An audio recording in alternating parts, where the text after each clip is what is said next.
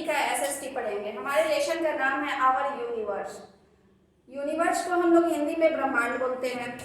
तो हम लोग को आज यूनिवर्स के बारे में पढ़ना है। तो the universe means everything that exists.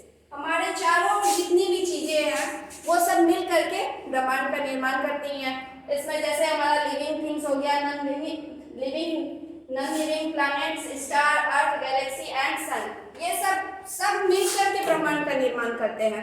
उसमें हमारा लिविंग थिंग्स अर्थ जब है तो अर्थ पर जितने भी चीज है तो वो सब हो गए। इसके बाद हमारा है galaxy. A large group of stars is called a galaxy. Example Milky Way, आकाशगंगा एंड एंड्रोमेडा। जब आप रात में आकाश में देखते होंगे तो हमें बहुत सारे तारे दिखाई देते हैं। जब वो सब तारे एक झुंड में एक जगह दिखाई देते हैं, जब बहुत सारे तारे एक झुंड में दिखाई देते हैं तो उनको हम लोग गैलेक्सी बोलते हैं। एग्जांपल में उसका मिल्की वे हो गया, आकाशगंगा हो गया, एंड्रोमेडा, ये उसके एग्जांपल हो गए। इसके बाद हमारा ब्रह्मांड का निर्माण कैसे हुआ? तो फॉर्मेशन ऑफ यूनिवर्स। तो by big bang theory it states that universe is formed due to explosion in the space. Due to the explosion, many huge fire formed and remained scattered in the space. With the duration of time, the huge fireball were reduced to small and come together to form universe. कई साल पहले अंतरिक्ष में एक विस्फोट हुआ, धमाका हुआ।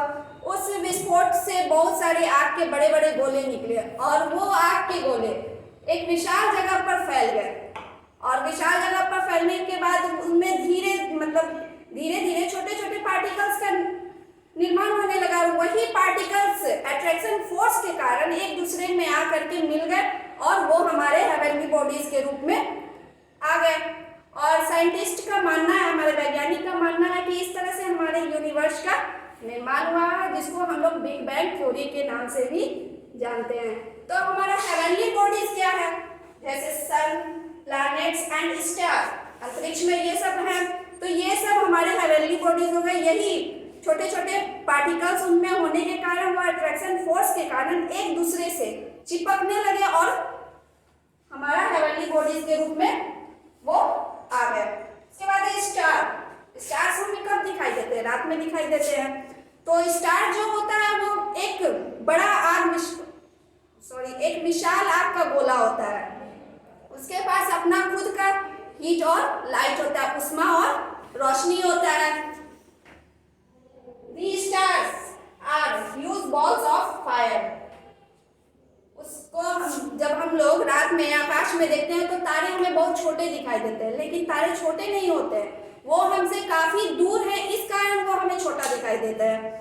और वही हम सन को ले ले तो सन हमें बड़ा दिखाई देता है, क्योंकि सन जो है वो पृथ्वी से नजदीक है और स्टार जो है वो पृथ्वी से काफी दूर है, इस कारण वो हमें छोटा दिखाई देता है। स्टार हमें छोटा दिखाई देता है और सन हमें बड़ा दिखाई देता है। तो क्यों दिखाई देता है छोटा? कि वो पृथ्वी से बहुत ज्यादा दूर है और सन जो है वो पृथ्वी से नजदीक है, इस कारण से वो हमें बड़ा दिखाई देता है। उसके बाद है pole star. The brightest star in the sky in the pole star. आकाश में ही हमें तारे दिखाई देते हैं, तो उन तारों में एक तारा जो होता है वो बहुत ज्यादा चमकीला होता है, ब्राइटेस्ट होता है, उसको हम लोग पोल स्टार कहते हैं। ये हमें उत्तर की दिशा में दिखाई देता है। तो नेक्स्ट हमारा है constellation. Groups of stars appear that form patterns called constellation. जब हम लोग देखते हैं कि बहुत सारे तारे एक झुंड में एक आकृति के रूप में दिखाई देते हैं, वो आकृति कभी हम लोग गौर से देखते हैं तो कभी पीपुल का दिखाई देता है, कभी एनिमल्स का, चाहे कोई अदर कैरेक्टर का भी हमें वो पैटर्न दिखाई देता है, तो उसी पैटर्न को हम लोग कॉन्स्टेलेशन कहते हैं। वो पैटर्न हमें द ग्रेट बियर और अर्शा मेजर, स्कॉर्पियस एंड लियो को हम लोग लाइन भी बोलते हैं, तो ये सब के रूप में हमें दिखाई देता है। तो इस तरह से तो आप जान गए कि हमारा ब्रह्मांड का निर्माण भी कैसे हुआ, यूनिवर्स में हमारा क्या क्या आया, गैलेक्सी में क्या क्या आया, हेवनली बॉडीज हमारे कौन से हुए। टॉपिक है सैटेलाइट। सैटेलाइट ग्रहों के ग्रह जो उनके चारों ओर चक्कर लगाते हैं उनको हम लोग सैटेलाइट बोलते हैं। ए heavenly body that revolves around the planets in called satellite. Example moon, उसका एग्जांपल मून है। Moon is the natural satellite of earth, it has not its own light. Moon जो है वो नेचुरल सैटेलाइट है, उसके पास अपना खुद का रोशनी नहीं होता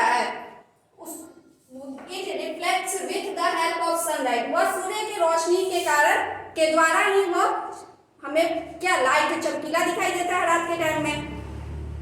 और the moon completes it's on rotation at least 28 days. उसको अपना एक पृथ्वी का एक चक्कर लगाने में लगभग 28 दिन लगता है और पृथ्वी से मून की दूरी 3,84,400 किलोमीटर है। उसके बाद हमारा नेक्स्ट आता है सोलर सिस्टम। सोलर सिस्टम जो होता है सूर्य के साथ जितने 8 ग्रह होते हैं ना, 8 का एक परिवार होता है जिसको हम लोग सोलर सिस्टम बोलते हैं। Solar system is the family of sun, moon, earth and its planet is now as solar system. तो इसमें सन के साथ moon, earth and its planet सब मिलकर के एक जो परिवार जो होता है उसको हम लोग सोलर सिस्टम कहते हैं। इसमें सन जो होता है वो मेन होता है। सन के ही चारों ओर ये ग्रह 8 ग्रह जो है वो चक्कर लगाते हैं। जैसे यहाँ फिगर में बताया, मेन सेंटर पर क्या हमारा सन है और उसके चारों ओर ही ये हमारे 8 ग्रह जो है वो चक्कर लगा रहे हैं, जिसमें हमारा सबसे लार्जेस्ट ग्रह हो जाता है जुपिटर और मरकरी जो होता है वो स्मॉलेस्ट होता है। और हम लोग जिस प्लैनेट पर रहते हैं अर्थ पर, वो तीसरे स्थान पर आता है। सोलर सिस्टम के वो तीसरे स्थान पर आता है। फर्स्ट हमारा हो गया मरकरी, सेकंड हो गया वीनस, थर्ड हो गया अर्थ, फोर्थ है मार्स, फिफ्थ है जुपिटर, सिक्स है सैटर्न और सेवंथ है यूरेनस और 8 है नेपच्यून। तो हमारा जो अर्थ है जिस प्लैनेट पर हम लोग रहते हैं वो हमारा थर्ड स्थान पर आता है। और सूर्य जो होता है वो मेन होता है।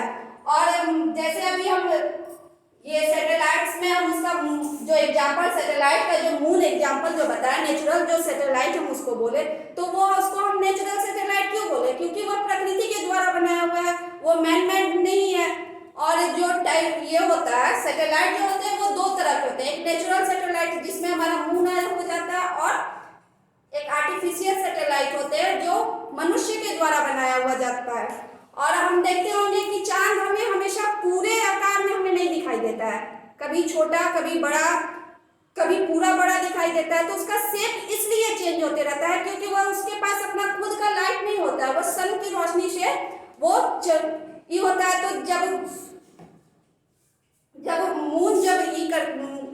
मून जब चक्कर लगाता है अर्थ का, तो जितने भाग पर सूर्य की रोशनी पड़ती है उतना ही भाग हमको दिखाई देता है। इस कारण हमें मून कभी आधा दिखाई देता है, कभी उससे बड़ा, कभी उससे बड़ा और कभी पूरा बड़ा दिखाई देता है।